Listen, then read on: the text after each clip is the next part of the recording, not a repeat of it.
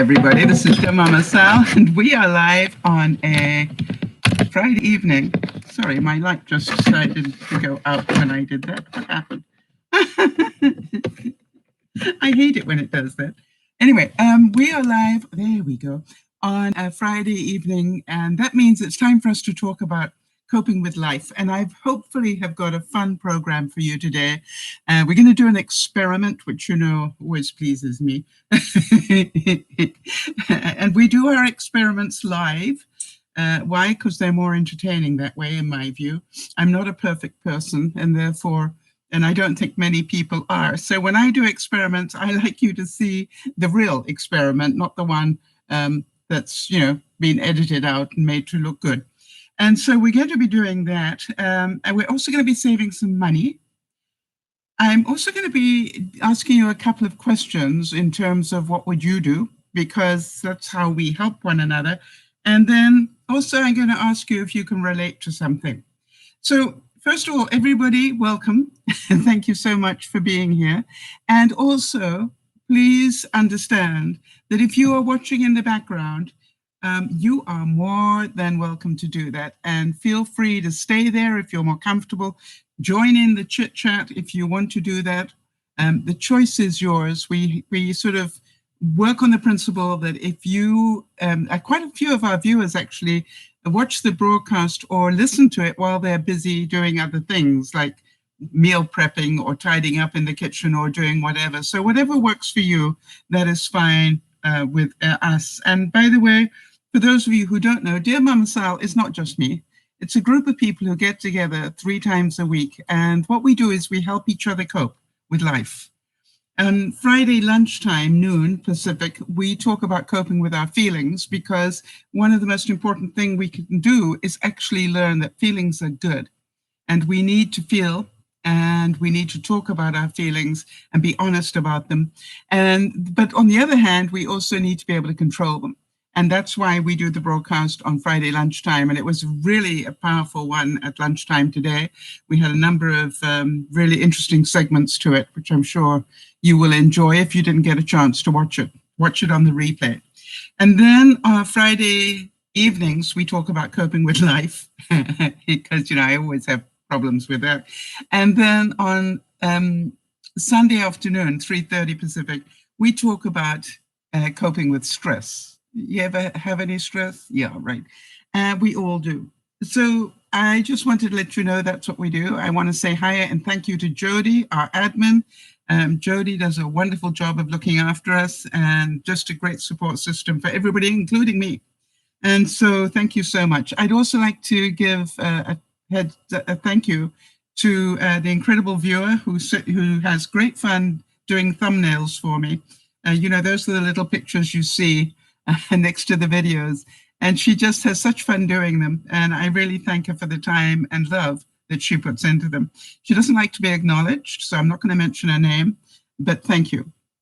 And so I thought for those of you who are possibly going to watch this that might be long-time viewers, it's been 6 years since I did the trip to Vegas. How many of you remember that? And I'm trying to remember the names, as Jody probably will remember, of my traveling companions. You know, I had the umbrella, and something or other poo was the little thing that Ozzy gave me. And do you think I can think of their names? And I'm going, where are they? You know, somewhere I am going to find them, hopefully, so that if I ever get to travel again, they'll still be with me. But, you know, funny enough, it's the first thing I think about when I think about the trip to Vegas, because Pimperoo, you're quite right.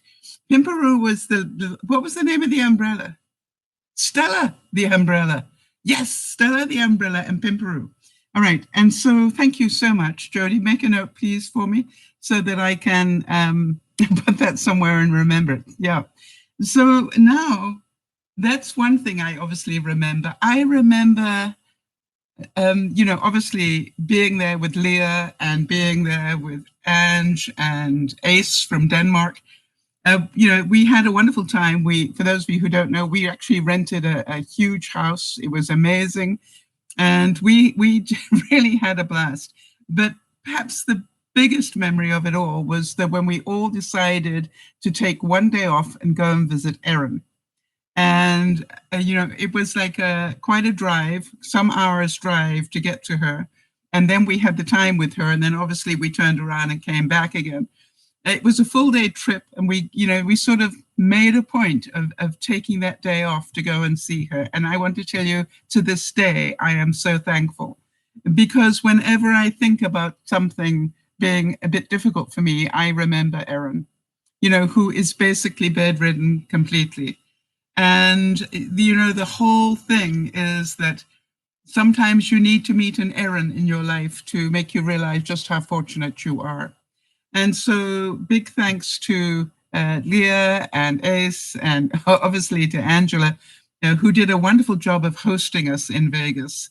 She acted as our tour guide, because what did I know? I'd never been in my lifetime.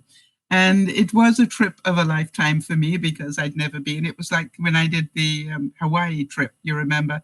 That also was a trip I'd been waiting to do. It was on my bucket list. And I'm very thankful to Benji for making that one possible for me. I had such fun. Great memory lane stuff. So I'm glad that Becca would remember Stella and Pimperoo. So I've got a feeling they're probably in a suitcase, and I will open up a couple of suitcases to see if I can still find them, because wouldn't that be nice to be able to travel again? Thoughts and prayers and birthdays type things. I'm not aware of anybody other than Jody at the moment. Oh, I know what I did here. I heard that Lolo went home today. For those of you who know Lolo in Louisiana, she went home today. So that is awesome to hear. Birthdays coming up. We've got Manon's birthday on the 9th. And for those and Jeannie's daughter also has her birthday on the 9th. And then Andy, for those of you who go back way back, Andy, he's not so way back. Andy is fairly midterm, I think, in terms of how long he's been with us. But it's his birthday on the 14th. So happy birthday to both of them. We'll keep repeating it until we get there. On a segment, which I'm going to have as a regular one on a Friday night, called Reuse and Recycle. I wanted to talk to you about the fact that I have changed the type of tomatoes I get. The reason is I used to get the tomatoes in the little square pack. How many of you do that? And I have changed. Hang on 1 second.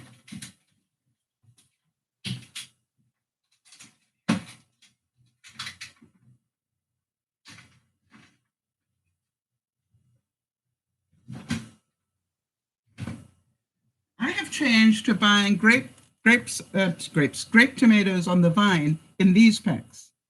Now you're asking why. You have no idea how useful they are.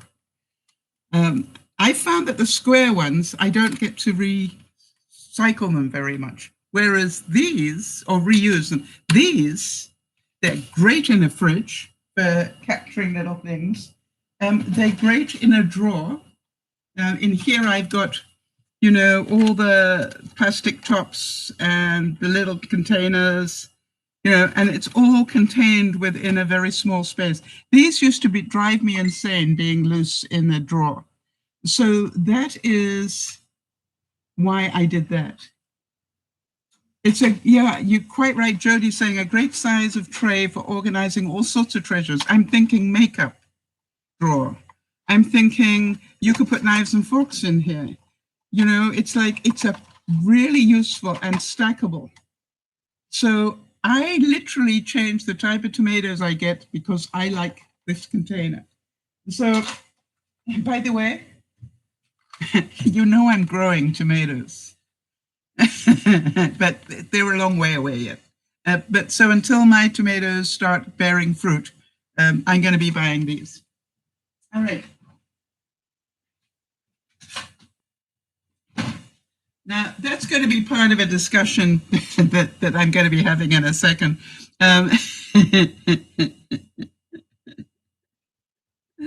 Well, let me do it right now. This week, I made it my spring cleaning task to, every week I am doing another shelf in my freezer. Now, my fridge had a bit of a problem. Do any of you relate to that at all? It was a case of, was it humanly possible to stick anything else in it? Let me see how it started. No, that looks like I'd almost, It looked like this when I started. I wonder if you can see that. And it was a case of, really, can I stick anything else in there? And there was part of me, I don't know if any of you relate to this. There was part of me that's going, I wonder what's in there that I don't know about. Do any of you have those moments? I am certain you probably all clean your fridges out every week or whatever. But, in my case, never mind. So I started to take the whole of that center section out. It's no wonder I had a problem. Hang on one second.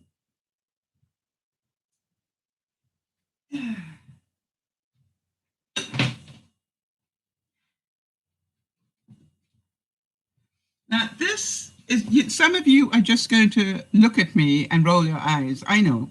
Judge me. Be my guest. In that center section alone, I found a big bottle of soy sauce, a medium bottle of soy sauce, and a small bottle of soy sauce. Does anyone relate?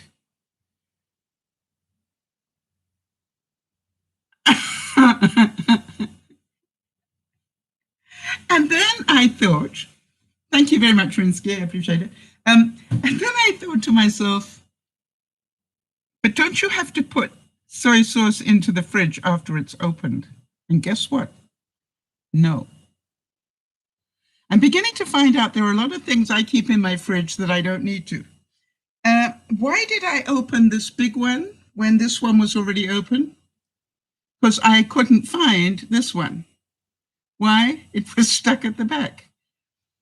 So now I've put some in this. This is now staying in the fridge. But we know it doesn't need to go in the fridge, so it could go on the turntable next. Yeah, that would clean up a bit more in my fridge.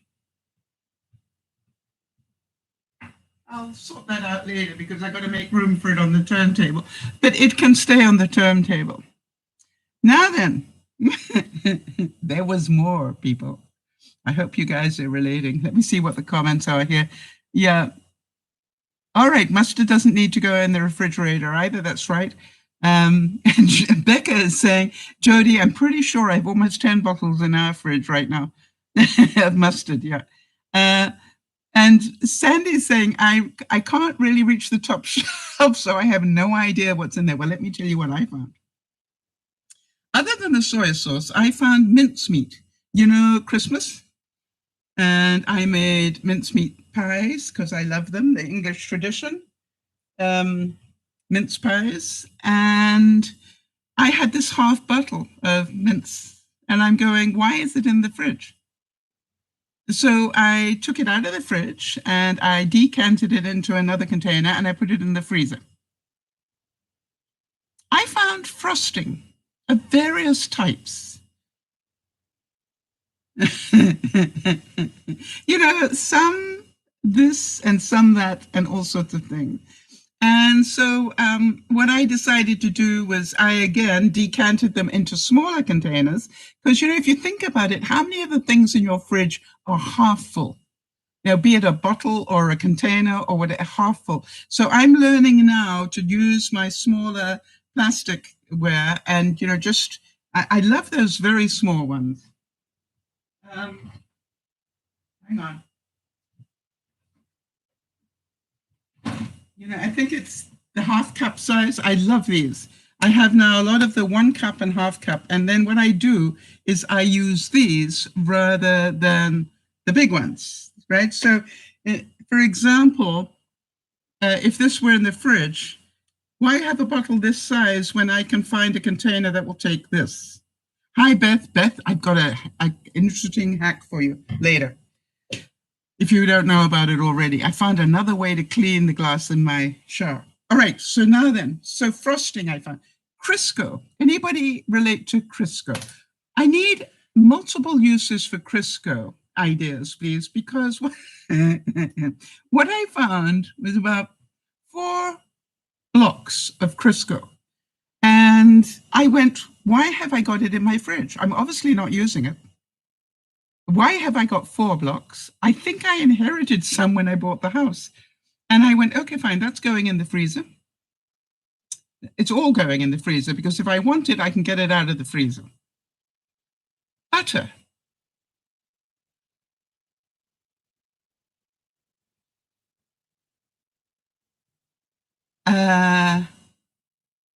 Oh, interesting. Wait a minute. I just want to have a discussion. Wait a minute. Let me finish on butter and I'll go back to maple syrup. Please remind me if I forget. All right. So butter, I found more, blocks of butter in there at the back.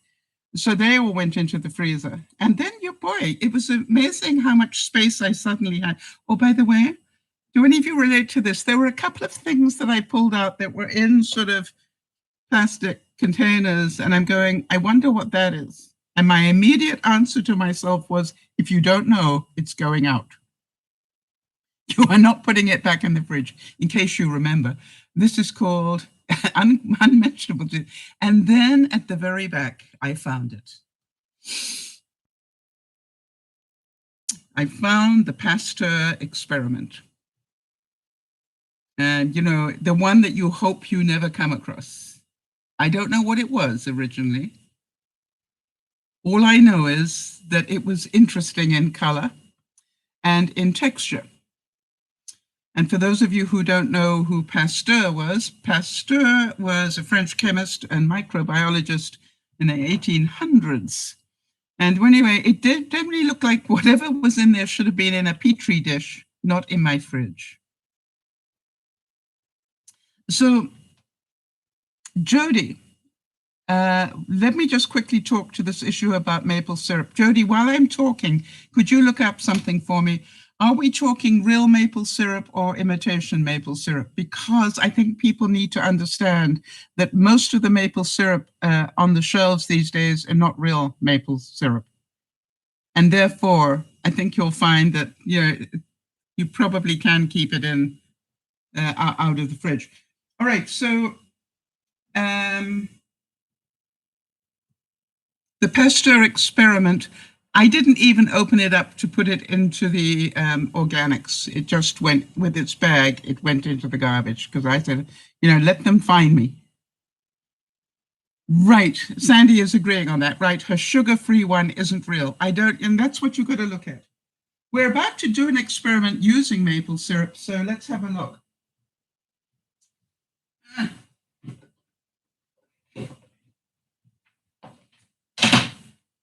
Anyway, I hope that some of you would be able to relate to some of that and that.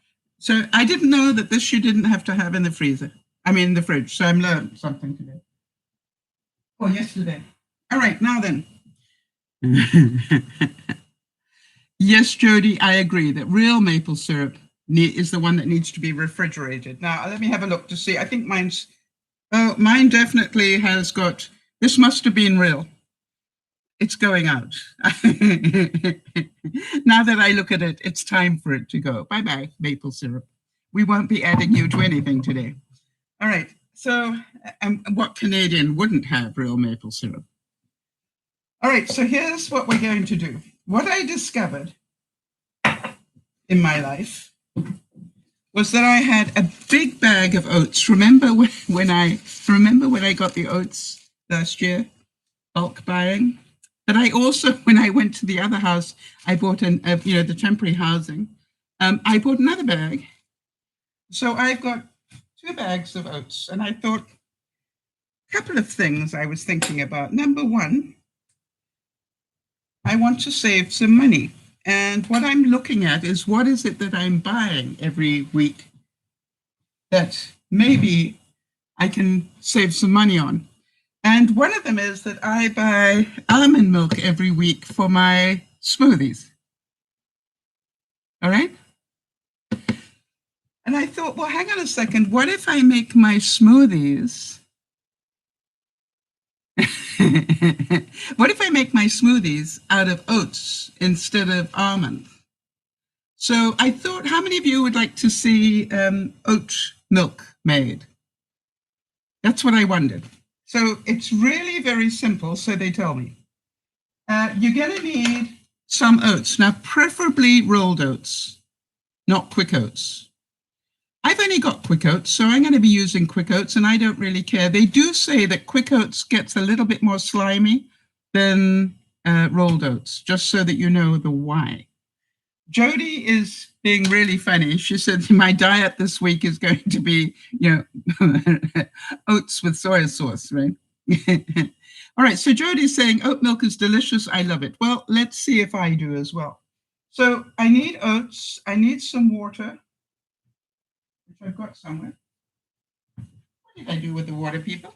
Oh, put it in the fridge.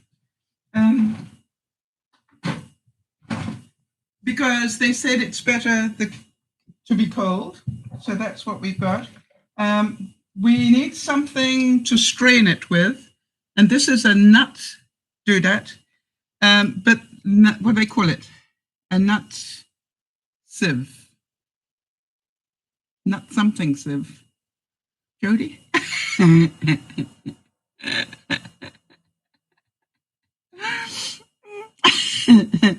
Anyway, one of these things. And if you haven't got one of these, I really wonder if you've got one of these nut bag. Thank you very much. I wonder if you've got one of these bags to buy produce in when you go shopping at the store, because they really, either single or double, actually a quite fine mesh. However, that what I heard was if it does end up being a bit slimy in that nut bag thing, then just refilter it. And I would suggest take a funnel, and if you've got a coffee filter, and just filter it a second time. Okay, let's go. It apparently is easy enough that even Sal can do it, which is the sort of thing we need, right? So here we go. By the way, Sandy, I want to thank you so much.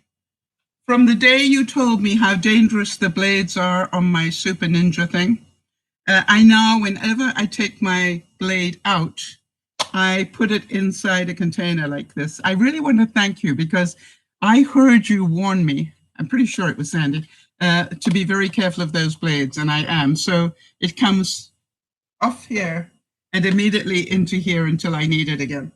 All right, Jody, thank you for my cute little containers, because the proportion that they tell me is 1 something of oats to 4 somethings of water. Now, what is the something? It's up to you.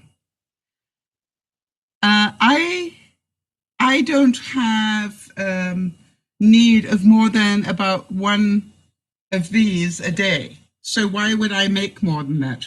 All right, it'll just take up room in my fridge. So I'm going to do 1 of these. Okay.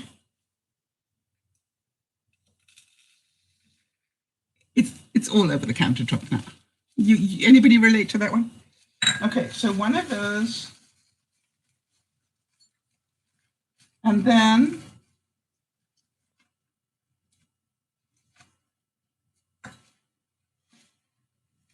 I've got a feeling this is probably half a cup, but who cares? Because what it is to 4 of them of water. All right, so if you use half a cup, it's 1 to 4. If you use 1/4 cup, it'll be 1 and 4. If you use a cup, 1 for all part of the experiment, exactly. All right, so here we go. And clean up on aisle 9 with my super duper little vacuum. All right, so here we go. We want 4 of these. 1, 2, I'm getting excited. 3, 4. Now, isn't that perfect for a smoothie? Love it. Now, I've got some flavor. We're making oat milk. Now the choice is I could have put in maple syrup. Jody, could you make a note that I need to buy more maple syrup? And then I'm just going to huck in about a tablespoon of vanilla. Now, here's the next thing that they warned you about. If you have got a high speed processor, you don't want to leave it in there more than a minute, right? Because it'll make it more slimy. Why? Slimely, new word. Because of the heat generated with the speed. So I'm going to do it for about 40 seconds. Ready? It's going to make a noise.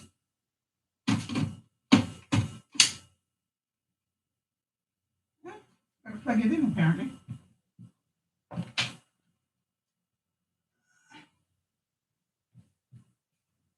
Come on now. It helps if you plug it in, people.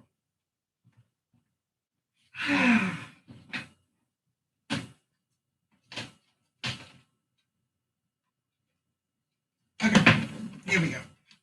Ready?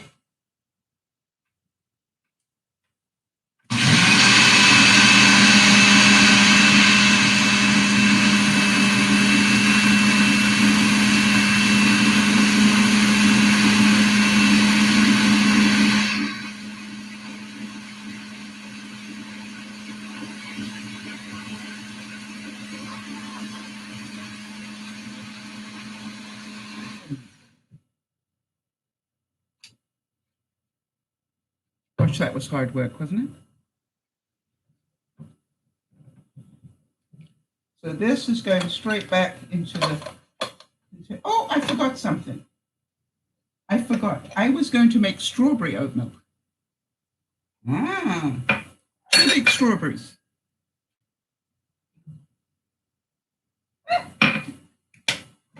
Okay, here we go. Won't take very long with that.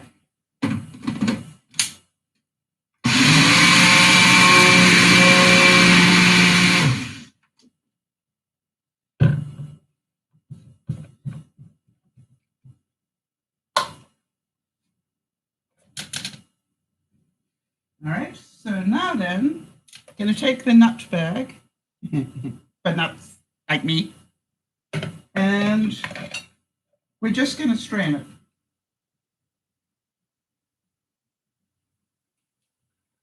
it. Now, quite honestly,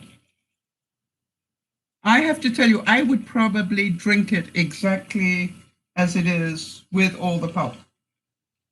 But because some of you might not like that, I just want to show you how to do this. Okay, let's put that away.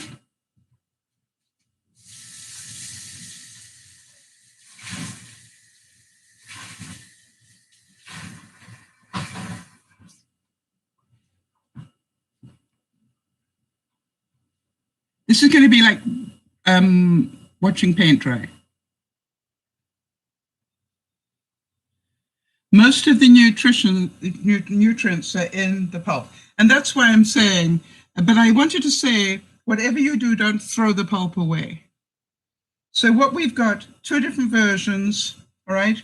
You can either filter it like this. I personally am going to turn it into itself now because I like the pulp, because I know it's good fiber for me. But you get the idea how to do it, right? That's what I'm trying to show you. So,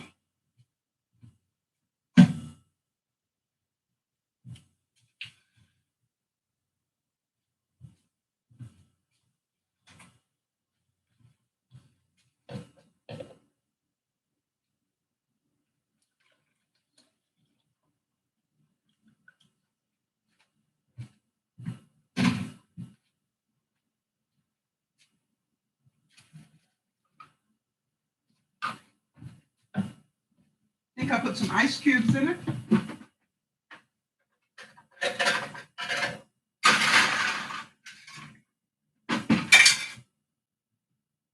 I put about half a cup of ice cubes in. Lid goes on.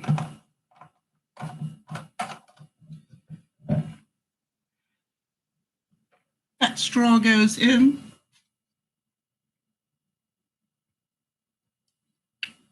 Nothing wrong with it.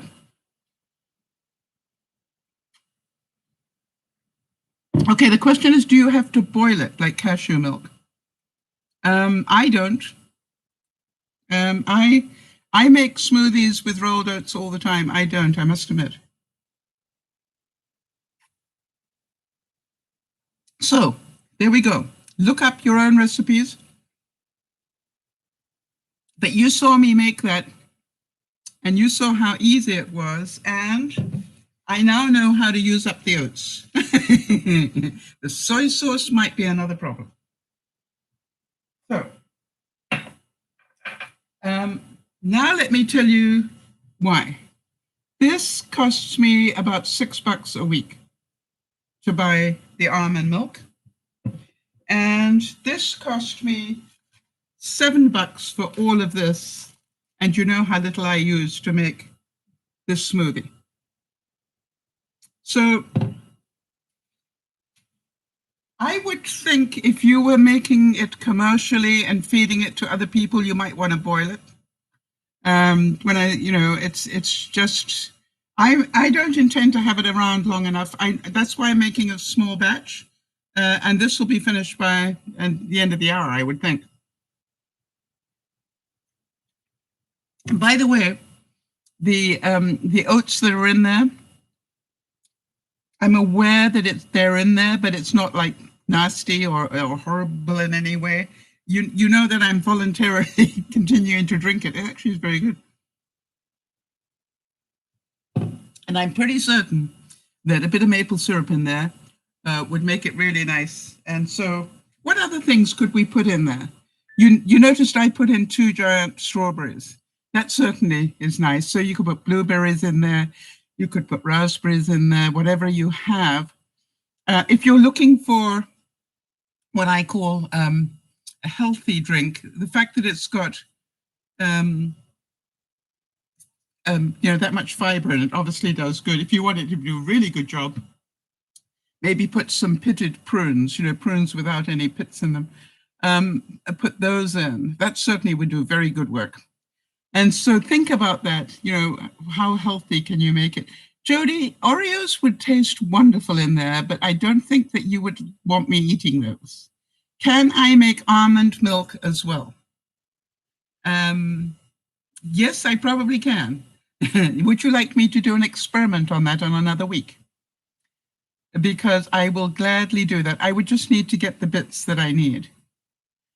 Cinnamon banana would be really nice. Yes, in here. I have half a banana in my shake every morning. Okay, guys, I will order up the ingredients as soon as I've got everything ordered in. When I've got it in, I'll put it on the list to do for you. So can you now see that instead of paying $6 a week for this, I am now going to be using up my oats. And by the way, does it taste slimy is the question. And I have to tell you no. Now, not everybody's got a high-speed Ninja.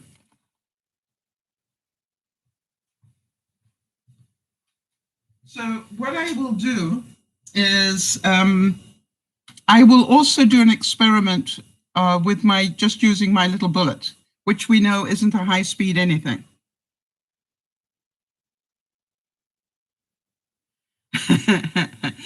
Bernice is saying, will you make a standalone on some of the segments on tonight's broadcast? Yes, that's what I'm going to be doing with Jody's help. We're going to start splitting out the segments so that you can just watch whatever it is you want to see. And so what I will do is come up with different healthy smoothies, because I think if they're easy, more people would want to drink them. What does this taste like?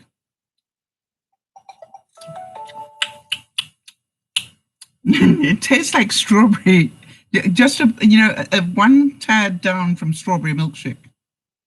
All right. Now, by special request, for those of you who know about this, I'm going to try the Dole Whip next week. I think I got all the bits coming this week. And Dole Whip is where you make a pineapple frozen fruit thing. And Jody was talking about it, and I thought that sounded wonderful for the summer. Plus, you know, I get to use my pineapple corer.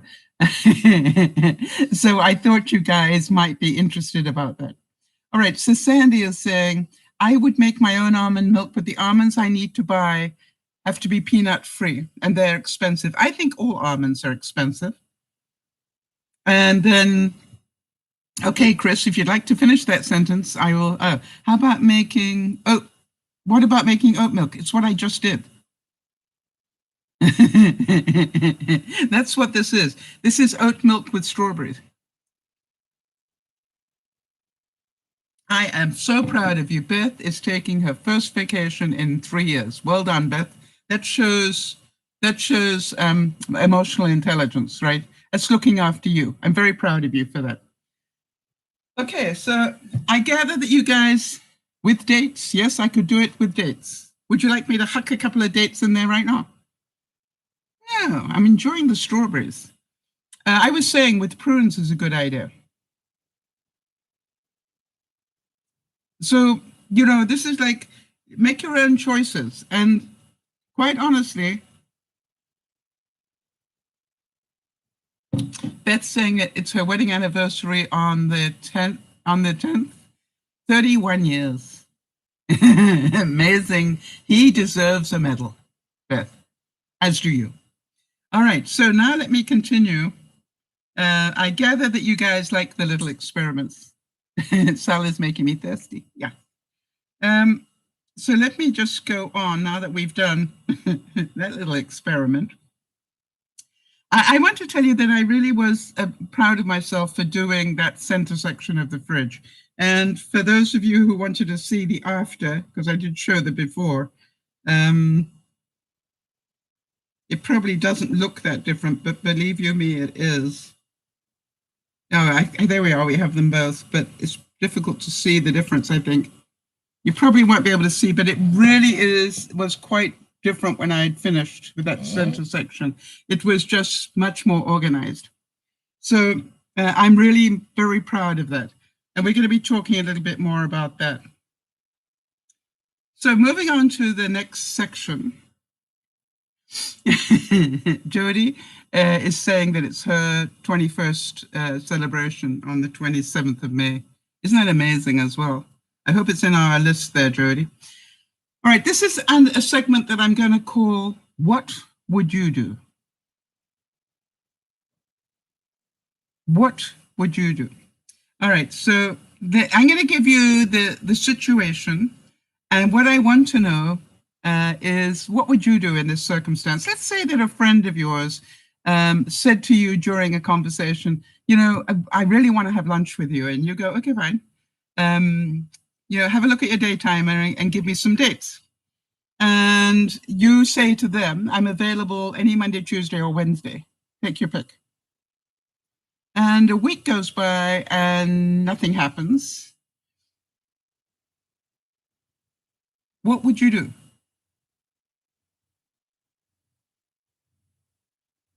All right, what would you do?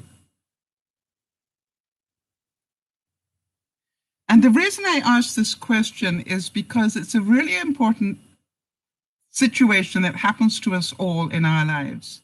All right, so Beth is saying she would assume that they got busy, okay? Which is a good thing to think about. Chris is saying forget about it. And I'm certain others in the room would agree with him. Autumn is saying, I have a friend who does that. I've been trying to talk on the phone with her for 7 months. Yep. So, I'm glad you're here, Autumn, because this is what I want us to think about, all right? Number one, how important is this human being in your life?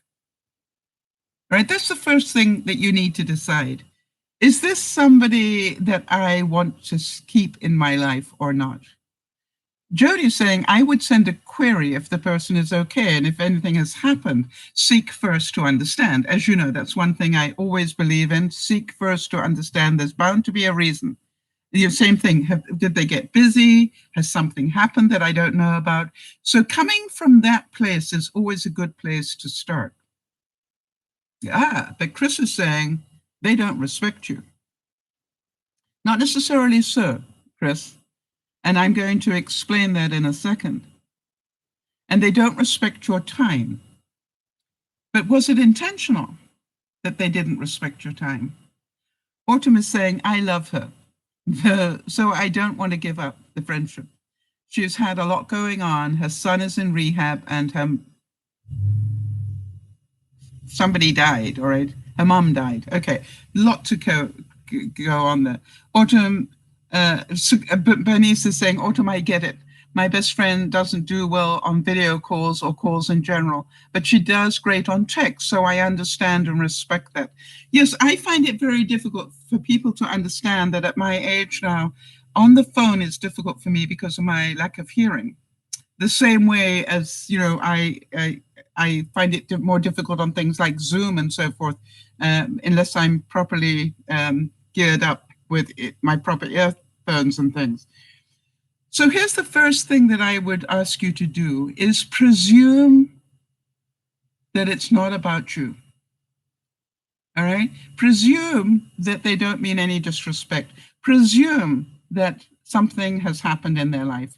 And so the question I would have, what would you want a friend to do if you did that to them? That's, you know, it's always a good idea to turn it around in your mind. What would I want somebody to do? Hi, Anne. Anne's saying, I just tuned in, but I can already tell I can relate to this conversation. Yay. That's why I talk about these things. All right. And so welcome, Anne. I don't know how you found us, but I'm so glad that you're here. So what, you know, think about that. If you reverse the situation, if you had accidentally done that to somebody else, what would you want to have done? Beth is saying, only because I'm the one who's busy and never can keep up with what I plan to do. So now I'm back to square one. I'm at work, work, work. Everything else is not as important. Vacation is to get back to reality. Yes, getting back into control. I am that person. Yes, Beth. And there are two sides to the story. So Bernice is saying, my husband is hard of hearing, so I do all the calls for him too. He does okay with video calls because he lip reads. It's best for him to text. Can you tell him from me? I totally relate. And it's difficult for me that people don't understand. It's not that I don't want to phone you. It's I do a lot better on text. I can get there more quickly. And welcome. Let us know where you know, roughly where you live, what part of the world you live, just so, and maybe an age range in your 50s, 60s, 20s, 30s, whatever it is, just so we can get an idea. And it's wonderful to hear that you've been a viewer for a while. You found me through Benji and Judy. Yes, of course, a lot of people did. Becca's saying, it gets tricky when your mind keeps seeing a pattern with the one-way communication. Absolutely, I agree. So it's like, maybe I'm doing something wrong. No, don't go there, Becca. That's, you know, I know that that's our tendency is to do that. What if you say to yourself, I haven't done anything wrong. I invited them to lunch and I'm waiting for a reply. I haven't done anything wrong. So you could get snippy and send the email from hell saying, what's wrong with you? I asked you for a date and you haven't bothered to give me one. Or you could go the route that Jody was saying, seek first to understand and say, hey, I know you normally get back to me pretty soon and I haven't heard from you about this lunch date. So therefore, let me know, has something happened that I don't know about? Would you rather postpone it for a while? Let me know so I can understand. Seek first to understand. And then I would ask you, is there anything else a friend would do? And by the way, how many of you be going, but I was the last one to contact them, so it's their turn to contact me? Who wins in that discussion? All right, who wins? Don't keep score. Just be the nice person that you are. And that is what I find is that when these things happen, do any of you relate to the fact you turn into the witch from hell? You know, it's just like you start counting scores, you know, like, well, I've phoned her 3 times and she hasn't phoned me yet or whatever. Don't do that. Just go, hey, I'm your friend. I'm concerned about you. It's not like you not to reply. Are you okay? And the other thing is, maybe what they need most of all is a friend right now. If their life is that busy that they haven't been able to get back to you and you know that they're a friend, think about that. Have you ever been that person? You know, Beth says she relates. So I want you to concentrate on that. Here's another one.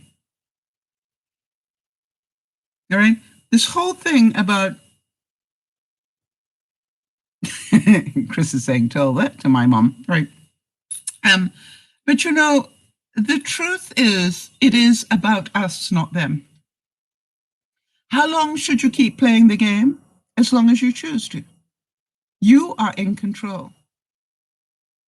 Beth is saying, my assistant manager said I ignore her request to go out to eat sometimes. I work 6 days a week. So I say, okay, we can plan something and never do. So why do you say, okay, we can plan something? Or is it that you're waiting for her to give you a date? I think, again, it was a bit like the discussion we had at lunchtime today. Get more specific. And so what happened to me on my situation like this is I got to talk to that person again. And I said, okay, the last time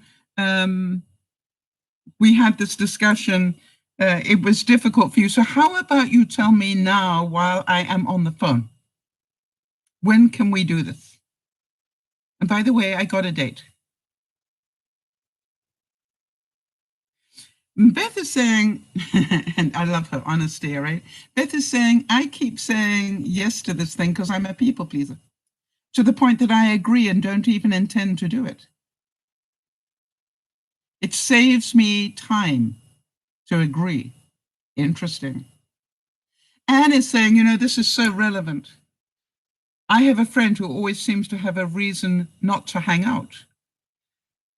All right, so how about we get some feedback? What I love about the DearMamaSal people is they've all been there and done that themselves.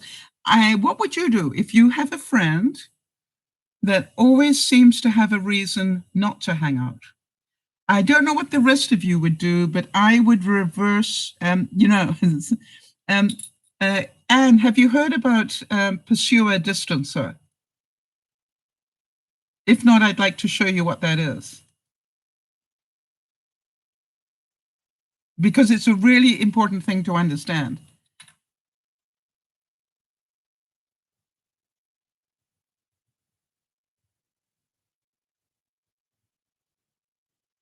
And by the way, this is something that's a good thing to do every now and then. I'm just waiting for Anne to let me know if she knows what it is.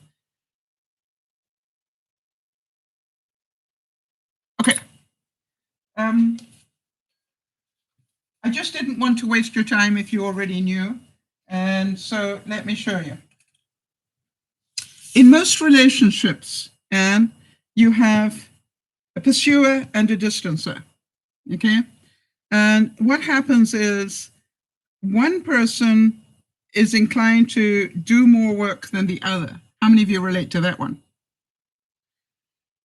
If you want the distancer to come towards you, you need to give them some space. Now, I'd like to suggest to you that somebody once I was talking to, I said, this person, I gave them so much space, they thought they were Neil Armstrong. And I can remember that Dougie heard me tell the story.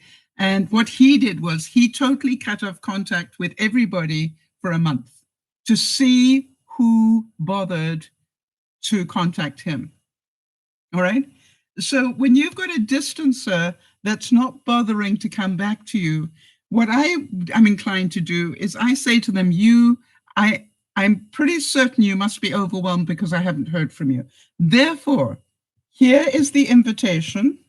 Again, these are the days that I am available. I will presume that it's not going to happen unless you tell me otherwise.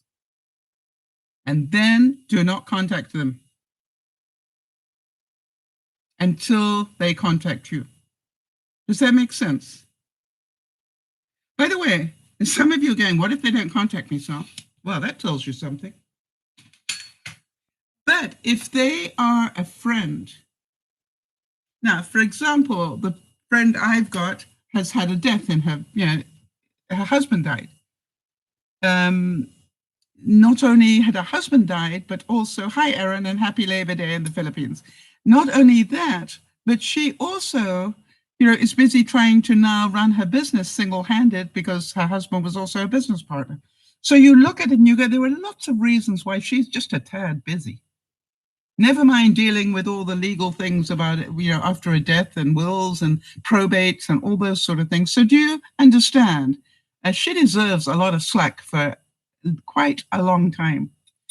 But if you have got somebody that is what I call a pretend friend, right, that you are always doing the work, don't be the pursuer. Move away, give them more space, and let them be the pursuer. All right? Now, the only time that gets to be a problem is if you think, but then they might not like me anymore. Really? All right, Beth is saying, I work with her every day. I seek, and secretly, I'm still antisocial, but I thrive at work, and that's why I work so much. Yeah, exactly. Maybe it's just an excuse for me not to address this issue. Well, you can answer that to yourself because you're a big girl now, Beth. You know why you do it, and I would apologize. I think somebody of character would say, something, I've been giving this thing a bit of thought. I automatically say yes to you, and it's terrible because I'm not keeping my commitment. I keep saying yes and then not doing it. It must feel terrible, and I apologize.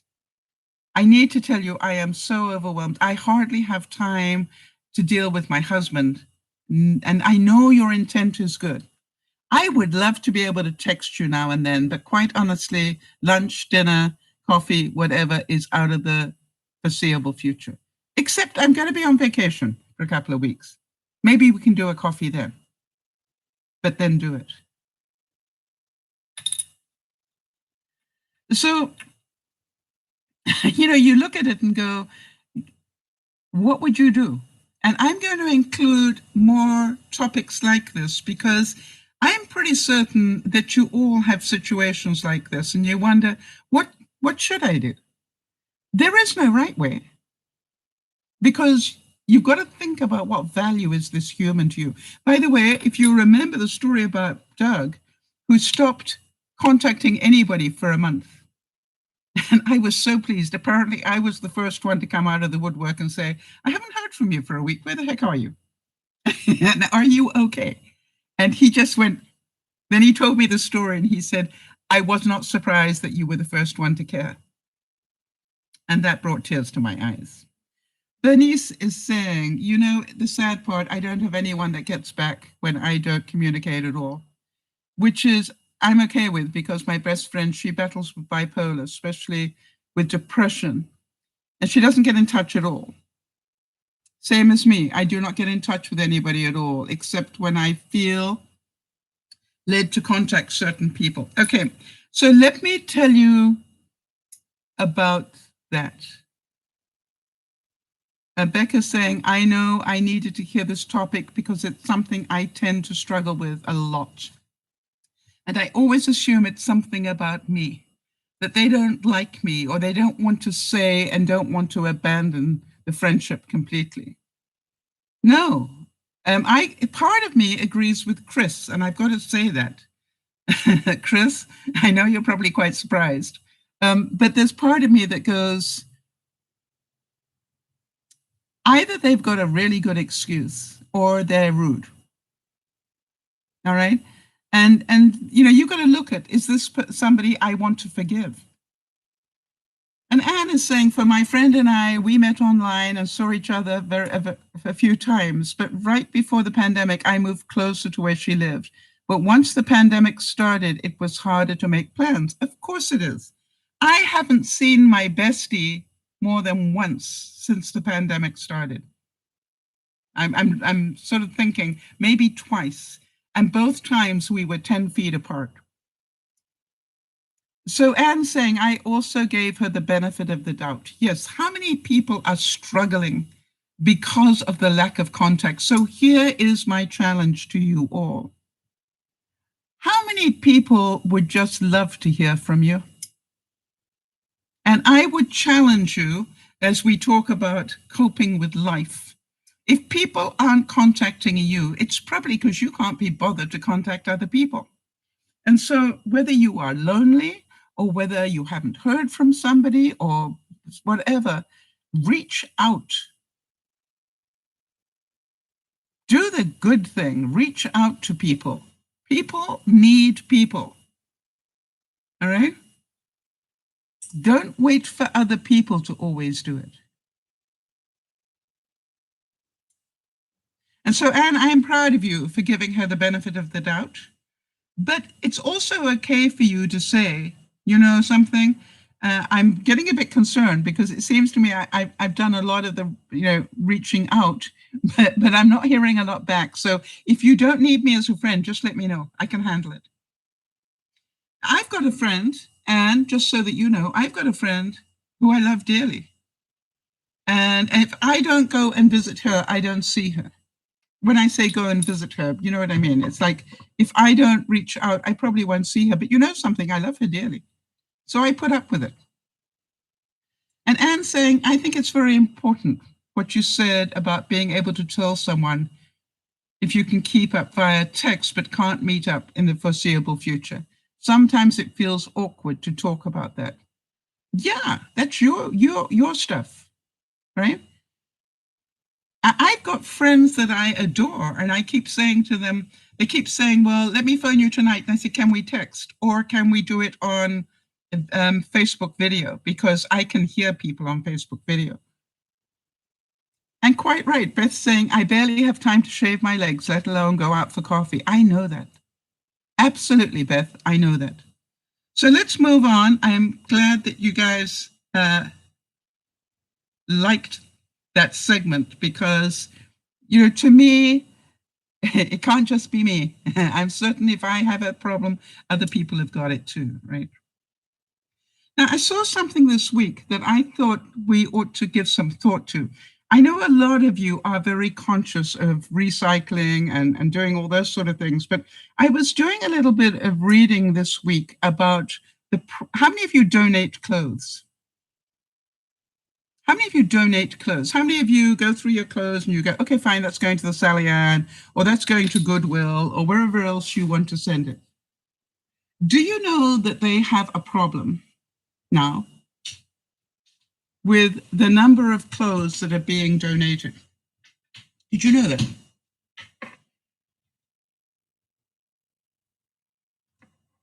And I was doing a bit of research on that. And the reason that they have a problem is because in my parents' generation, if they donated a few clothes, it was, one or two things. Think about how many clothes do you recycle or try and donate every year? Would you say that it is a Safeway bag full? Is it a box full? How much are you recycling or trying to donate every year? What would you say?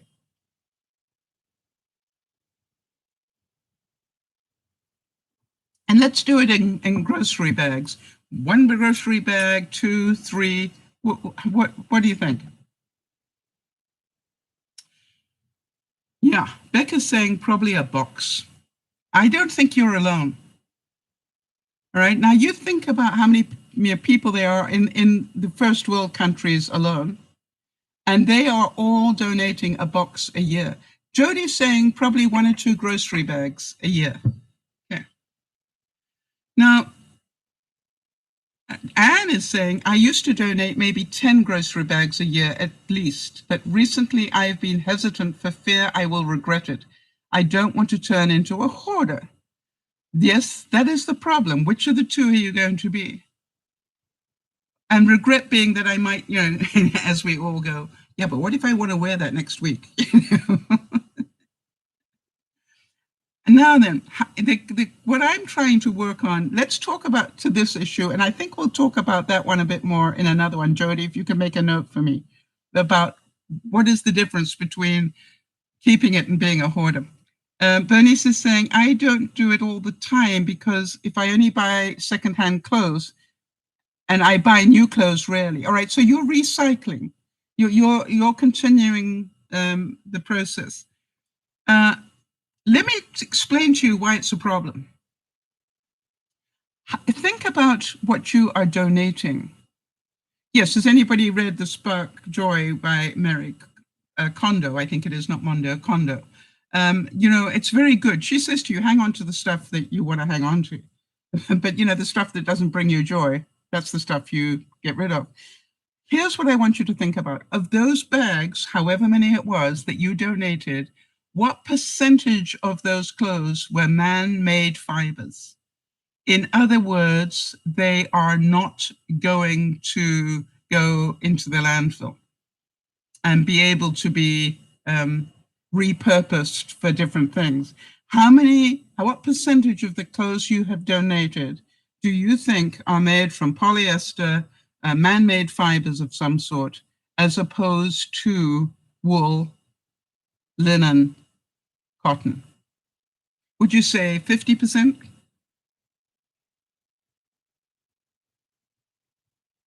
And that's what you need to think about. You see, in my parents' generation, the clothes that they donated were all wool, cotton, or linen. And therefore, they were easy to reuse and repurpose. Beth's saying, my bell-bottoms jeans came back into style. Yeah, I was waiting for my winkle pickers to come back into style as well. And they did, but my feet didn't. So you've got to think about that really so many of our clothes today are made from man-made fibers. So I did, and that's where the problem is. Number one, we are throwing away way more clothes than our grandparents did, way more clothes. So a couple of things. Remember to try and keep your clothes not in fashion, all right? Buy classic clothes. And when I say classic clothes, clothes that you can mix and match with each other, and it doesn't matter if the season changes or if the styles change, you can still wear your basic wardrobe.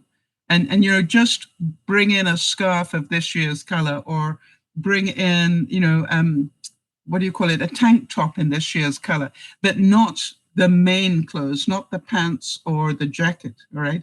A capsule wardrobe if you can. I'm busy at the moment making room in my closet.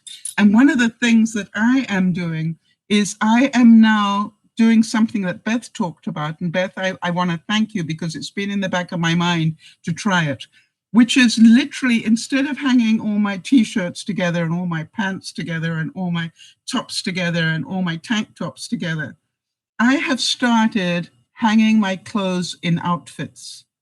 In other words, I will hang together these pants, this top, and the tracksuit top, which is on the floor. All right, and I will put it all together in one hanger. And that is an outfit. Now, I know what you're saying, but what if you want to wear a different top? Give me that problem.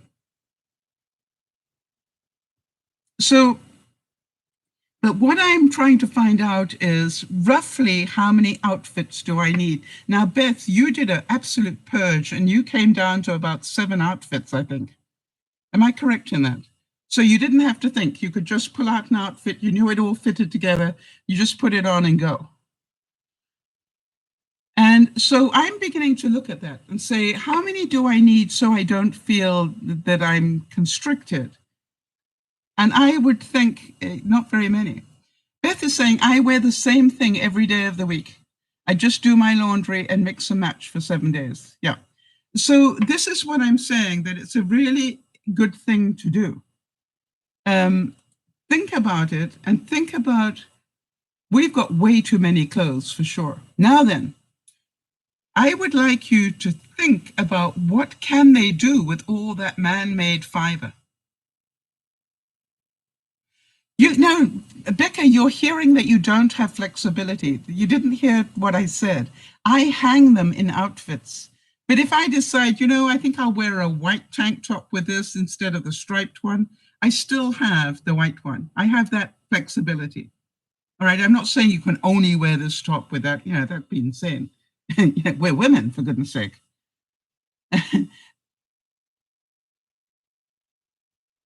All right, so Beth is very honest, saying, I am lacking in underwear. Do you know what the answer to that is, Beth? The answer to that is something I learned a couple of years ago. Every change of season, I buy new underwear. Every change of season, I either buy one more bra or some more undies. All right? And it can be one or two, that's fine. But I did the same thing. I used to have, by the way, how many of you still have a bra that is white? So I've stopped doing that to myself now. I now go, if it's a change of season, I need a new bra. And it's not a waste of money, quite honestly. So think about that. And we're about to have another, we've just moved into spring. So think about that, Beth. Maybe, you say to yourself every season, Becca's saying, what was that about a white bra? All right, now whatever colors you buy, whether you buy neutral or whatever, but think about that. One of the most, if you are not looking after your underwear, what does that say about you? If you're busy buying the outerwear but not the underwear, think about that. And Beth is saying, I should buy some bras too, vacation clothes, shopping. Plus, I'm bigger now. Absolutely. This is your reward. Go buy some nice undies. Hey, and let us know what you bought. Right. And Jodie's saying, smart to buy one per season. It's not overwhelming financially. That's why I do it that way. And by the way, every season I allow myself a new top. And that, I can decide what sort of top do I, because I can add one more. For example, at this time of the year, I will buy myself another top like this. When it comes to summer, I will buy another tank top. All right. And maybe a pair of shorts. So that's how I do it. So all the time I'm adding to it.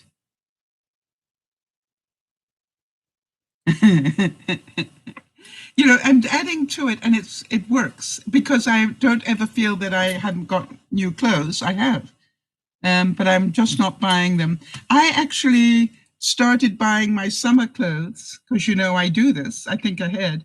I started buying my summer clothes in the winter. Clothes that I wanted to get ready. I got a couple of dresses. I suppose you want to see those, right? So, those sort of things, think about that. Why? Because I found that if I'm careful about what I buy, I can buy them on Wish at very little price. So a challenge. If you haven't bought, what should we say? If you haven't bought new underwear in the last year, I challenge you to buy some this year. Now, Jodie did a score this week, and I'd love to know if any of you scored any great deals. She needed an immersion blender, and she found one, bought it last week, and this week it went up $20. Isn't that amazing? And we're going to be talking a bit about that. Jodie, please remind me if I don't get to it. What did I do with it? Hang on a second, because that was about inflation. Let me find it. Because Jodie found something really interesting for us. I had it here, but I must have skipped it. Hold on, let me find it.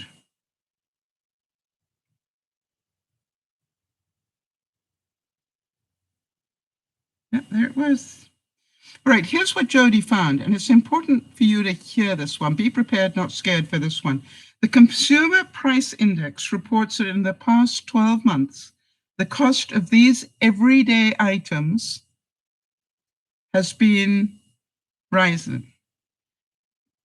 Physician services, 5.3%. Haircuts have gone up basically 6%. Toilet paper has gone up 9%. Pork has gone up 10%. Beef has gone up 11%. Fruit, 10% roughly. Gas, 22%. The average cost of living increase for Social Security in the last year was 1.3%, as opposed to the 80%, as opposed to the 80s, when it was 5%, and the 90s it was 3%.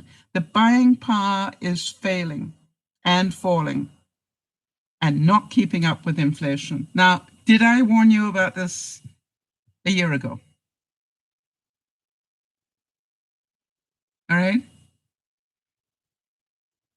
Did I warn you that this was going to happen, and please to stock up because that happened? All right. Now, what are you going to do about it? Because it's not going to get better in the near term. It might not get better in your lifetime. Could get way worse. So what we need to do is think about that. Yeah, I did try and warn everybody. But how many of you have dramatically reduced the amount of meat that you eat? In other words, you know, I don't mind telling you that I used to be able to put a whole strip loin about this big onto a plate and think nothing of it. Now that strip loin probably lasts me for 4 or 5 meals.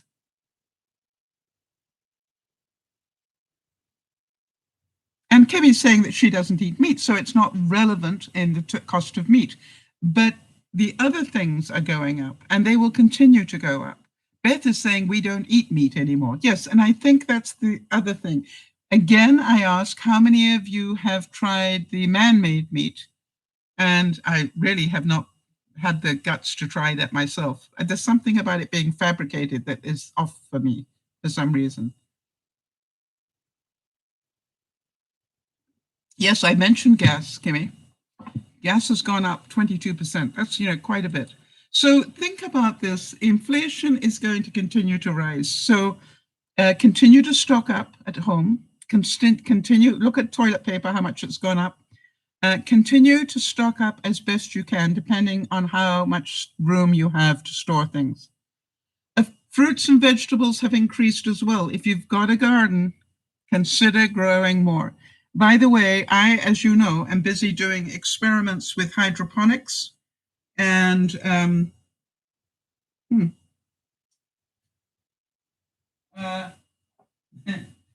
my latest experiment is if I took some leaves that I would normally add to a salad, that would be basil, maybe the bits of carrot and parsley or whatever, and I just put some of them into water and they all grew roots. So this is like, hello people, grow your own herbs. Herbs are incredibly expensive, grow them. I was talking at lunchtime, and Jody, can you remind me to pull out that segment from lunchtime about what I believe the impact on the environment is going to be because of the cremations happening in India. I want that to be a standalone, because I think I might put that up on Facebook or something, because I really do believe that's going to be a major problem. All right, so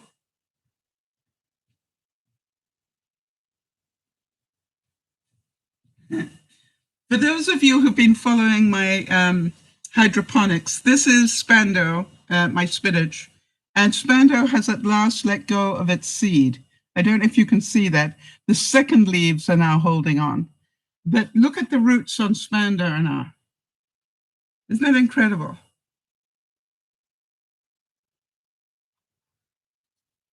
Yes, my concern, Yasha, about the cremations is how much wood are they using? Becca, the COVID in India is exponentially growing at a rate that is totally out of control. It is the worst in the world, and it's the highest anywhere.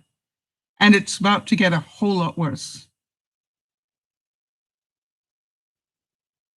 All right, so Beth is saying, next to my house payment, food is our next highest bill. I feel the best investment is food. So I put that into my budget no matter what it costs. I need to be healthy. Now, I want to tell you that Jody lives on a very restricted budget, and yet she eats the most incredibly delightful meals. All right, she has learned the art of not spending a lot of money, but still having really interesting meals. And I'd like to give her credit for that. I have decided that I am going to try and grow my own salad bar, and I'm nearly there now. My own salad bar, so that I don't have to spend $6 or $10 a week on salad. All right, and lettuces and things. And I probably spend 15 a week minimum on lettuces and stuff. I want to be able to just go outside and pick my own. And so to me, this is about, by the way, you're going to see a lot of the garden that is presently there disappear this week. Why? It's grown roots. And now that it's grown roots, it's going to the nursery until it grows strong roots. And once it grows strong roots, it goes into the garden. I already have my strawberries planted. The Boy George and the Culture Club are planted. I planted them this week. Isn't that incredible? The bok choy is already planted, and that is now growing in my garden.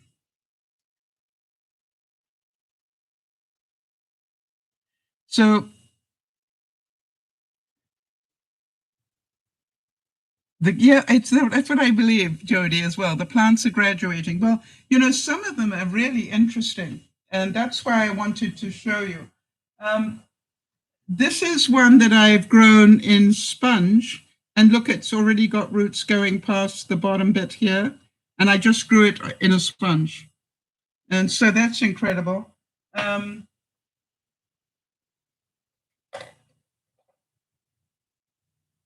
I don't know if you can see the roots on my Scotia tomato. Hang on, you probably need something dark behind it. Hold on. Okay, that will do. It's dripping. Can you see the roots on there? They're all over the place. So that's going to be graduating pretty soon. Getting it back in wasn't as easy. I now have, very exciting, I've now got basil up growing very well. I've got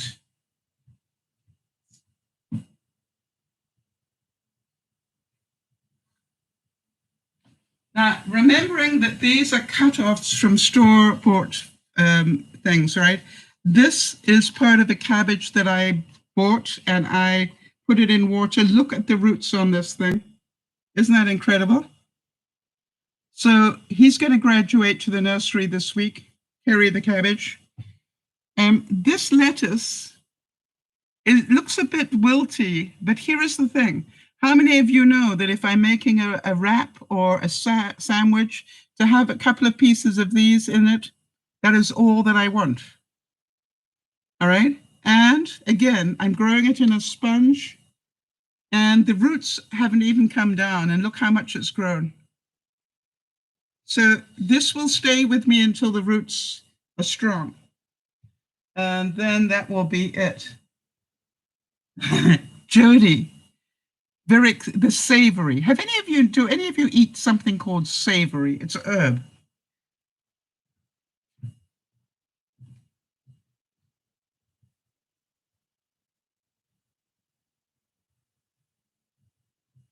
I'm quite excited because Jody, we're up to 4 leaves now. It's pretty pathetic, but we are up to 4 leaves. So, I reckon within this lifetime, I will be able to tell you what it tastes like.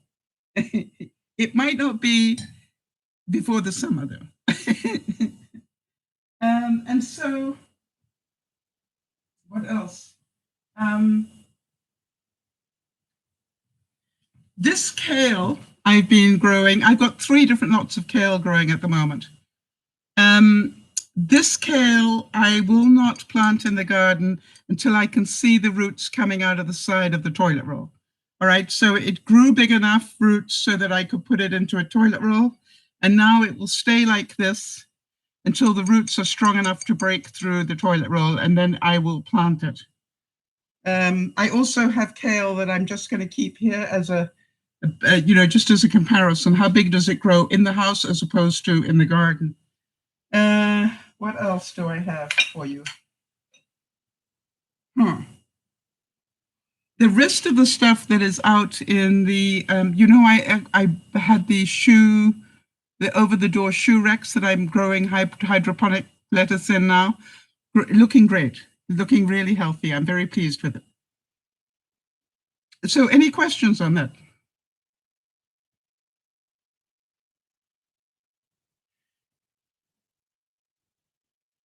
You see, what I'm looking at is not what might happen. I'm pretty sure that the cost of food is going to be prohibitive. Therefore, I am looking at what can I create myself so that I don't have to buy, so that I will have enough money to buy the things I really need. By the way, if you remember the story about the oats, all right, that big bag of oats cost me $7, and it will probably last me 6 months. Do any of you take Metamucil? Again, think about that. I said, okay, what is Metamucil? Metamucil is psyllium husk with some orange flavor in it. So guess what I did? I bought psyllium husk and orange flavor. And I don't even use the orange flavor. I just put a teaspoon of psyllium husk in my smoothie every day. And the other thing is this. We know that buying dried fruit is expensive. All right. Have a look at the cost of frozen fruit. Sometimes it is way cheaper to buy frozen fruit than it is to buy dried fruit. And I'm certainly interested in what any of you are doing. Think about if you are going to reduce your carbs, it means you're going to have to up your protein, and protein is expensive. But can you up the protein in a cheaper way? And that's what you've got to look at. Do we need to start eating more baked beans on toast? I remember the days when we used to eat that as a meal, a complete meal. Why? Protein. So I think we're going to find that we change the way we eat. Now, you can either wait until you're forced to do it, or you can start changing it now. So by the time you have to, you're quite used to it. You see, that is the choice that we have. I don't think it's a maybe. I think it's coming, guys. And by the way, under the category of be prepared, not scared. Hi, Virgo. Under the title of be prepared, not scared. How many more months do we have before the midterm elections in the States? Be prepared for, the insanity to start again, and a huge waste of money to go on. Yes, Jody's saying we're stacking up on frozen fruit. I'm getting some protein with a powder supplement on sale, and beans. Exactly. And Sakura's saying, I buy cheaper cuts of meat and I put it in soup. Exactly. I'm a great believer. Don't buy steaks, buy a complete sirloin and cut it up. All right. Or buy a complete, tri-tip or something. I will be cooking roast beef this week, but I'm going to do a pot roast for the same reason. Yes, and Bernice is saying, I can't stock up. My husband wants us to use up what we have. So when we're ready for when we move. Absolutely makes perfect sense. You probably are still going to throw an awful lot of food away. I would love to, I'm trying to get to the point, and it's terribly difficult for me, maybe easier for some of you. I'm trying to get to the point to find out, what do I eat in a week? All right. And that's what I'm trying to do, is to get that core group of things that I eat in a week, so that I now know I eat roughly 4 bananas a week. I know I eat about half a stalk of celery a week. I know that I eat, 4 apples, 2 oranges, you know what I mean? Half it would be about a pound of grapes, uh, you know, green grapes a week. I'm trying to find out that rotation. What do I eat? And Jody's saying buying a roast versus the individual cuts of meat is one of the highest money savers tips ever. I found it incredible. The same thing is, if you can buy a complete chicken, and sometimes you can buy a barbecue chicken way cheaper than you can make it, because they're trying to get rid of them. And, you haven't got the problem I have, that I'm allergic to garlic. But, if you can buy those chickens when they're cooking them and it's the end of the day and they're trying to get rid of them, take them, freeze them. You've got a whole lot of meat there for very little. Right. And Bernice is saying the bad part is that we have at least a year's worth of food. I'm almost done with my white rice. Yeah. We've only been buying fresh fruit. This is for his lunches and eggs, that sometimes we buy what he wants. This is the other thing, right? Which is, I am beginning not to necessarily buy as much fresh fruit in the winter. In the winter, I buy frozen fruit more. In the summer, the trick that they told me, if you want to save money, buy what is in season. So in other words, now raspberries are getting out of season. So if I want to buy raspberries, I will start buying frozen raspberries. But strawberries are big now, and therefore they're cheap, right? Because they got so many of them coming in. They say they're cheap, they're relatively cheap. And so again, it's like, the other thing is, think about this one. If you've got a bag of strawberries, how many of them go bad? Frozen strawberries. If you have a punnet of fresh strawberries, how many do you end up throwing away? Or how much do you lose because you have to take that center bit out? You see, sometimes buying the frozen fruit is not a bad option. Think about that. If you have got room to freeze, think about it. Because certain fruits and vegetables will last almost indefinitely. And therefore, think about saving that money. All right, so there we go. There was something else I wanted to talk about, but I can't find it at the moment. But it's probably something I can add on to Sunday. So if anybody's got anything else that they want to talk about or want me to add, let me know. If you want me to research something, we talked about memory lane, we talked about that, we talked about that.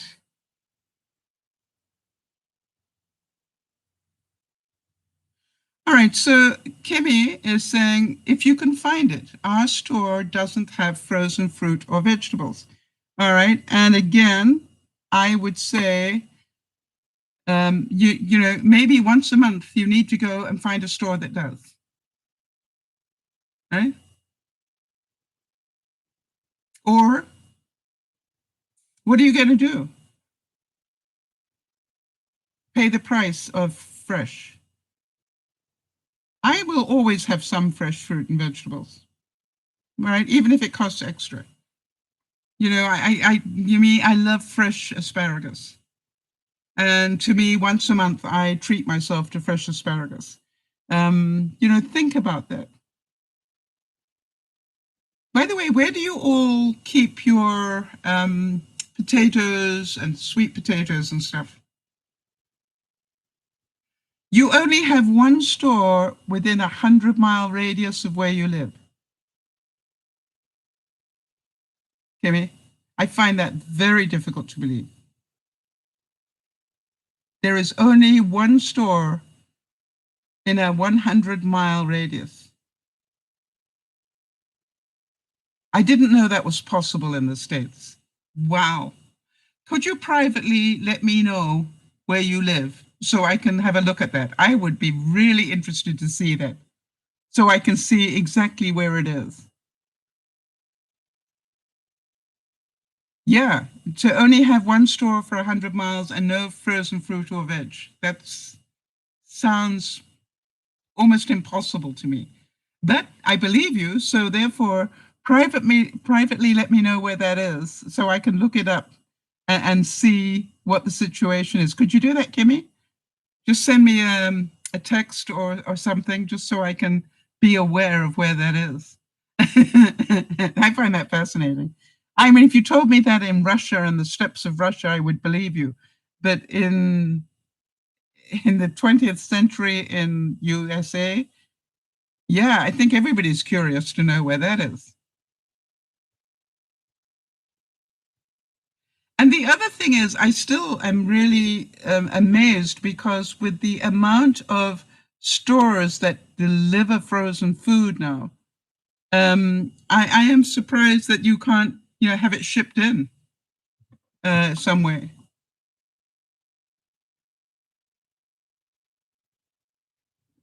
But Walmart is 50 miles away and it has no fruit. Wow. So that's getting critical already where you are. And no frozen fruit either. So no fresh fruit and no frozen fruit.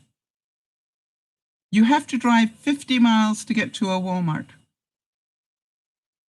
So you do have stores closer than 100 miles. So it's one store in 100 miles. Okay. And that is the Walmart.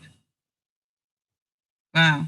Please let me know. I want to see this on a map. I find it fascinating. All right, everybody. So there we go. Coping with life. It's not easy. Kimmy, I would be on a serious mission because my thinking is if it's this bad for you now, you are going to be living in the Dust Bowl, type situation in another 5 years. So I would, if I were you, I would definitely be learning how to make my own fruit, grow my own fruit and vegetables. I would also be making sure that I knew the local farmers so that when next time they had to kill a cow or something, that I got some meat. So, you're going to have to make plan B. Although, if you don't start making plan B now, it's going to be too late. So that would be my suggestion. And the thing is, can you buy tinned meat? In other words, can you buy corned beef? Can you buy spam? Can you buy shrimp in cans, tuna in cans? So you look at those alternatives and go, I might not be able to get it fresh, but, if you think about it, stock up so you have got meat. Because if it's that bad, I want to tell you, I live where I can get everything, and I've got stored up at least 4 cans of spam and some, what do they call it? The other stuff, corned meat, beef. I've got corned beef. I've got shrimps. I've got, tuna. I've got all sorts of things so that I have those choices if it gets really bad. So, make a plan here, Kimmy. And if you can't buy fresh, then think about maybe that's what they did, right? They start stocking up on canned. because given a choice between canned peas and no peas, you're going to be grateful to have some canned.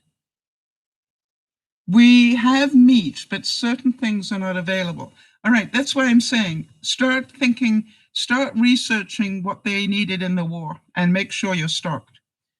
Benny's is saying, hubby loves the way I cook spam and Filipino corned beef, so I'm stocked on that. And I have canned stuff for all of it. Yes, and that's what I'm very lucky. I grew up eating spam as well. So to me, it's something I can eat. And, you know, it doesn't worry me. In fact, I like spam. I will probably eat a can a month. I have about 1/6 of a can on a salad. Yeah, open the can, cut it into 6 pieces, and I freeze the 6 pieces, and then I will cut it up, or I will fry it up with some mashed potato if I got some mashed potato left over. You know, there's so many ways that you can eat spam, and it's not the healthiest thing in the world, but on the other hand, it's not the worst either. So I look at it and go, think about how you can save the money. Remember that buying a roast of anything is going to be a lot cheaper than buying the pre-cut. And I am inviting the neighbors over to have roast beef and Yorkshire pudding because I have 2 very nice roasts in my freezer. And I want to make sure that I cook one because I want to have some roast beef slices in my lunch pre-prepping. And so the best thing I can do is have people over. Now, it is possible that they will eat the whole of the the one roast, in which case I'll be cooking the second one the next day. But you know what I mean? It's like, let me share it, because they were so good to me all the time that I was away. So I promised them I would cook them roast beef and Yorkshire pudding. So I'm going to be doing that. Becca's saying, I wish Sunday roast was a thing here in the States. I make it a thing. I'm actually doing Wednesday roasts now. You know, and it's like, I assure you that for 20 years, it was a thing in Yvonne's life because I cooked a roast every Sunday, you know, whether she wanted it or not. And every Sunday, she willingly came up with her plate and shared it. And sometimes, because it was requested, the roast looked like macaroni and cheese with 4 cheeses. By the way, I did take mac and cheese over to my neighbors the other day, and I did a 3-cheese mac and cheese with a topping of bacon and tomatoes. And they thought they died and gone to heaven. You know, they were just like, okay, to me, that's a whole meal. And so you look at it and go, we can all make changes. Let's start doing it early. Not that it's that you have to suffer. It's just like learn to like vegetables more, but also learn to grow your own so you can enjoy them, right? I mean, here we go. I'm going to start picking leaves now to go in my stir fry, my own cabbage leaves to go in the stir fry. By the way, here's another thing. You want to save money. Buy a Savoy cabbage and make coleslaw rather than make salad. Coleslaw, as cabbage will last in your fridge for a month. You remember that cabbage that I bought when I was still in the other place over a month ago? I just finished it this week. And I have another one waiting. Cabbage stays fresh much longer than lettuce. So consider doing that. And by the way, mayo is good for you. So, you know, I just put a couple of cabbage leaves, chop them up very finely. I put a handful of raisins and carrots. Oh, how many of you like the shredded carrot?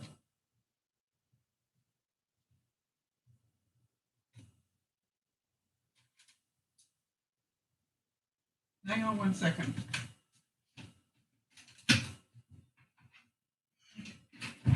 One more experiment.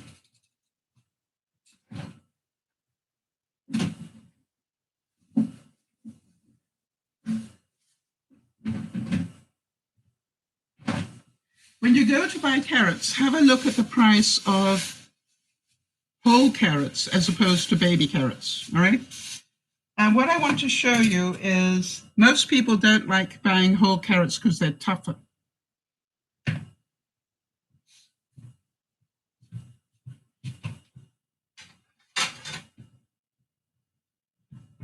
All right, here's what I recommend. If you have one of these, I'm not sure what it's called. It's like a spiralizer thing, but literally you just go like that and it makes these very nice little slithers of carrot.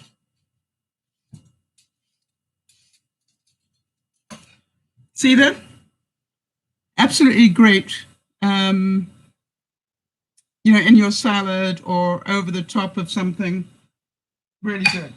Now, do you have a potato peeler that looks like this? If so, do you know it's great for grating carrot? So all you do is you just go backwards and forwards like this.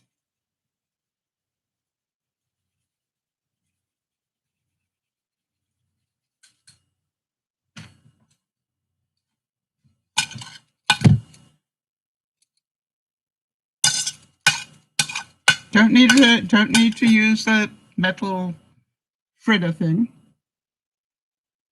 That's what Becca's saying. That's what I use for carrots or potato peeler.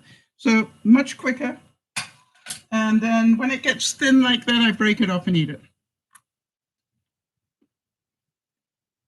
So there we go. Thank you for being here with me tonight. And thank you for understanding that getting angry about the changes that are going to happen would not be a smart thing. Being prepared would be very smart. Being able to look after one another would be very smart. Being part of a community would be very smart. I was watching a video today about a woman who is teaching everybody that's close to her how to grow their own vegetables. And she is literally going and helping them set up their gardens. Why? That's who she is. That is who she is. She wants everybody to be self-sufficient when the tough times come.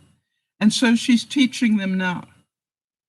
And by the way, I'm growing stuff from, you know, I'm buying tomatoes and growing more tomatoes from the tomatoes that I bought in the store.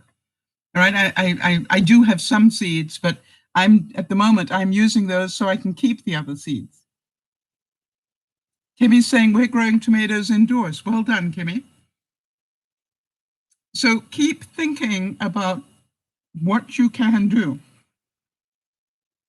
And when you realize that you can either be a victim to what is going to come, or you can go, thank goodness I started on this early, you're going to be very grateful.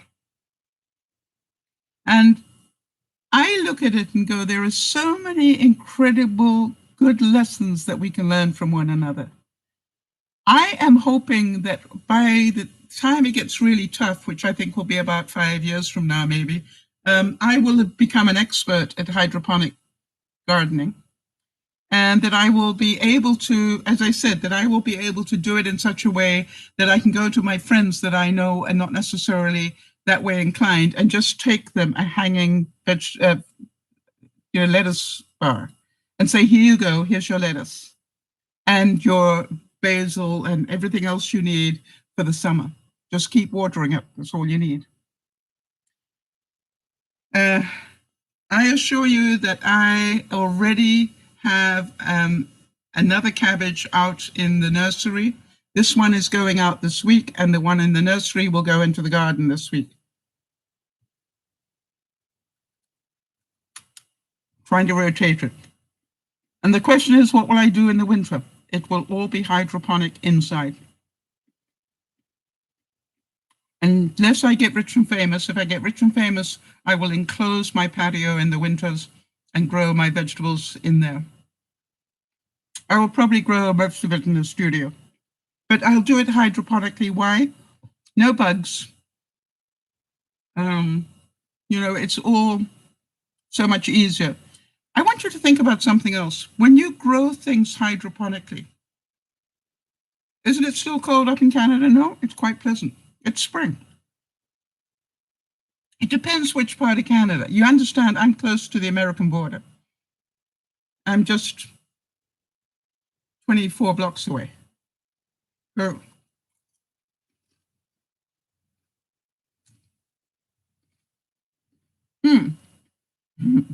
That's why I don't live where you are, Kim. So I look at it and go,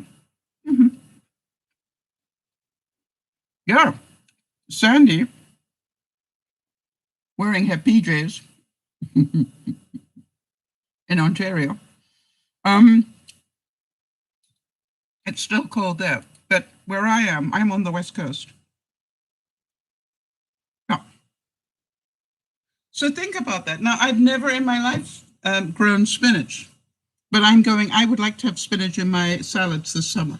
So I'm going to learn how to grow spinach. Boy, it takes a long time to sprout. But that's what I'm doing. I'm learning.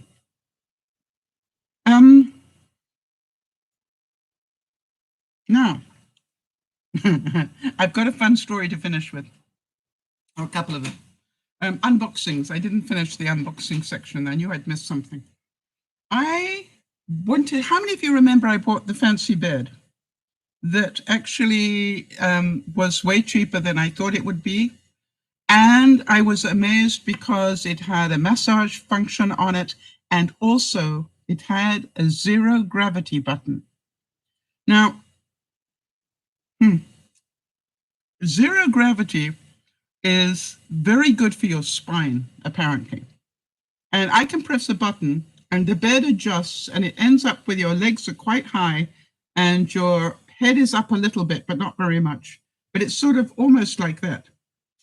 And, you know, you're going, why? Why would I have my body at that angle to sleep? I think you all know that I suffered for some time with edema. You know, my feet and ankles swell very, very badly. And I need to tell you, I don't have it right now. I haven't had it for the last couple of weeks. And the question is it because I have been sleeping at the zero gravity angle? I don't know. The other thing I have done is because I have neuropathy, that is where I'm losing the sensation in some of my lower extremities. I'm just getting out of my shoes for a second. You know, so Jody probably has a better description of what neuropathy is, but basically your nerves are not responding the way they should. And I said, you know, I am going to do everything I can to improve that, to actually get those nerve endings working again. And what I did is last year I got different insoles to see if that helped, and it sort of did, but not really. But this year I decided I bought myself some reflexology insoles with magnets in them. Can you see the magnets? And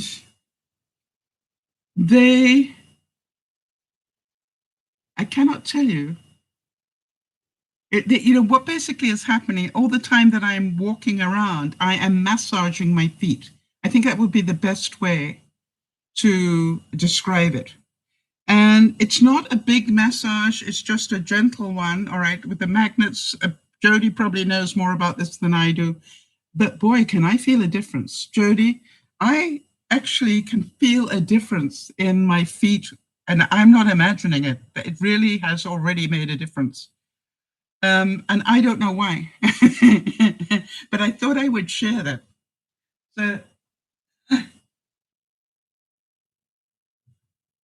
gotta get them back in now. Hold on a second so I can put my shoes back on. Simple answer. So Jody is saying the blood vessels don't have adequate blood flow. That's what causes it. And they start to die off slowly. That reduces the sensation, and usually it starts in areas farthest from the heart first. Yes, my big toes started first, and then it went to almost the pad underneath my big toe. So now what I'm doing is I'm doing everything I can to recreate that blood flow. Will it work? I don't know. Will it hold it off? That would be nice to know. You know, in other words, that maybe it won't get any worse than it is right now. But I do know I'm going to do what I can to keep, you know, that's why I'm doing the exercise that I'm doing. I want to keep my blood pumping through my system so that I can keep my lower extremities fed with good blood. And I am nearly back up to, as I said, I'm doing about 7,500 steps a day without really doing too much effort. Jody's saying it's reducing inflammation is the key. So I look at it and going, if I don't help myself, it's going to be on me, all right? I need to help myself and not complain about it, just do something about it. So I found that just constantly using my feet and legs wasn't enough. Quite honestly, I needed to do more. And as I said, the interesting thing is that zero gravity angle definitely stopped the swelling in my legs. That really surprised me. I went to put my shoes on and I went, gosh, my shoes fit suddenly. Why? And I looked at my legs and I looked at my ankles and I'm going, the swelling's gone down. It was so exciting to me. So I'm going to keep experimenting and let you know about it in case you know somebody that has the same problem. In the meantime, I will see you on Sunday when we're going to talk about coping with stress. I would like to say that we all need to be so aware of what's going on. I look at what Jody has done. She is, 6 weeks away from having her operation, and she has done the most incredible work on getting herself ready for this operation. Sandy's saying, being a type 1 diabetic, I am at risk, so I need to keep my blood glucose at a healthy range. I'd like to say that we all do, Sandy. Whether we are type 2, whether we are pre-diabetic, or possibly just regular people, do you know what your blood glucose is and whether it's out of range? Do you know what you need to control? I now know what I find I do when I report in every day. I know what I've had that I shouldn't have had necessarily. So when my blood sugar is higher than I want it to be, I make sure I mention what did I have that I believe caused that. All right. And it's not that I couldn't not, you know, I could have it or not. You know, I'm still pre-diabetic. I am not, you know, critical on this. But the main thing is I want to make sure that I own what I've eaten that I perhaps should not have done. Or maybe I had it twice in a week when I really once would be good. Yes, Kimmy's managed to get her blood glucose down. I was amazed that my A1C was still 5.9. I was quite surprised that it was there. So I am, you know, I'm working on the principle that I want to try and do what I can to keep it pre-diabetic and not diabetic. And that is up to me. Nobody else can do it for me. You know, unless I end up in hospital where they force feed me the right foods. I don't want to do that. I want to be in control. Sandy, how is your glucose pump working? Have you got any stability going on that yet? Because I know that was so scary for a while.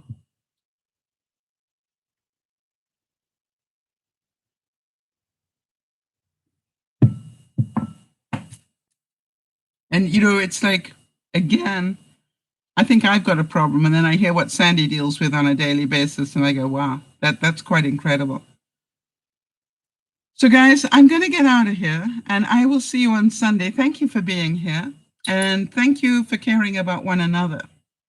We are all here to literally go through life. Life is going to get more difficult, not easier, I believe. And I'm hoping that you will all keep your eyes open and let me know about things that you're seeing that maybe are going up in price, or maybe, you know, really smart hacks that you found that maybe will help somebody else save money. Oh, Beth, I don't know if you're still there, but if you're still there, that was another thing I was trying to say. One of the downsides I found to my beautiful shower, just hold on 1 second, let me finish the story, is that Let me get it. Hello, Shah, where are you?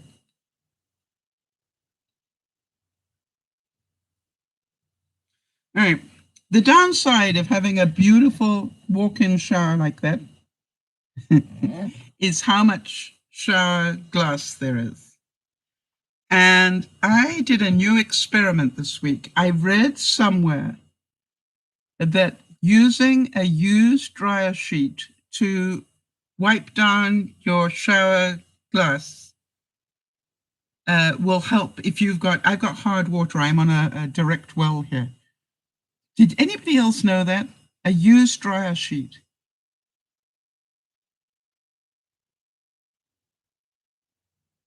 Huh. If you want to know what zero gravity is, it's sometimes just called ZG. Kim, it's something that they found out with the space guys. Just type what is zero gravity into Google and it'll give you more information than you can read. Yes, I believe if you squeegee it after every use, it also helps. I'm using a combination of things. I'm using a mixture of Dawn and some baking soda that I just squeegee or squish on, spritz on, and then I rub it all with the dryer sheet, and then I just rinse it off and then dry it. And it seems to be working really beautifully, but it's a lot of glass, people. And I definitely am spending more time in my shower. and I'm thoroughly enjoying it. And you know, I said to my friend today, I've waited a lifetime for this shower and I am enjoying it and I intend to continue. I realize now it was a major expense, but it is something I use very often, and it's something that I need for safety reasons. You know, it has a space, and I am so happy I made the decision not to just have a regular little corner shower.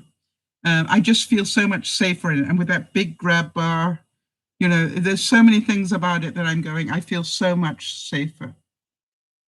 And so I am a happy camper. That glass is really thick, Kimmy, just so that you know. This is not thin glass. It's not, yeah, this glass is like thick. And, you know, I would suggest that it is built to withstand probably 3 times my weight. Actually, Jody, could you make a note of that? Let's see if we can do some research. You know, like what weight would it take to break a high-end shower glass? That would be interesting. All right, I'm out of here. See you Sunday. Have fun. Hope you enjoyed the broadcast. This is Dear Mama Sal saying, whether we enjoy our life or not is up to us. Don't be a victim. Be prepared for what's coming and make your plans now. I spent time this week planting my summer seeds. Oh, that's what I wanted to tell you. I'll tell you on Sunday. This is Dear Mama Sal saying, bye-bye for now.